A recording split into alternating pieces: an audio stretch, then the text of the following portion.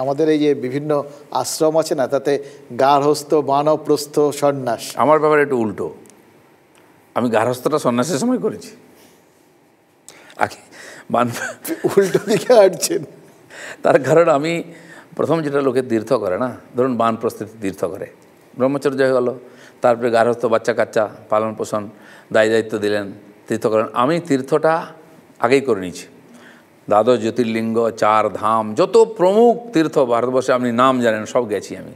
নেপালে পশুপতিনাথ গেছি, এবং সেই যেখানে কেউ যায় না, পরশুরাম কুণ্ড চীনের বর্ডারে স্নান করে এসেছি গিয়ে।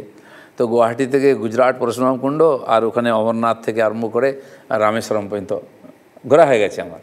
তো আমার মনে হল যে বোধহয় যে মনুষ্য জীবনের যে ষোড়শ সংস্কার আছে না, বিবাহটা বাকি থেকে গেল, বাকি তো পুড়িয়ে দিলে সংস্কার শেষ হবে, সেটা করে নিই। আমি যেটা দেখলাম, আপনার স্ত্রীর জন্য অত্যন্ত টাফ একটা টাইম উপহার দিয়েছেন বিয়ের পর।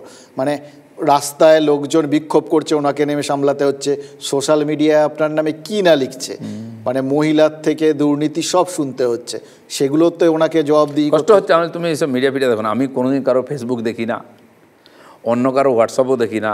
হয়তো কেউ একটা মেসেজ পাঠালো, কিছু একটা লেখা, দিদা এটা একটু পড়ে নেবেন, ওটা পড়ি, কিছু দেখি না আমি।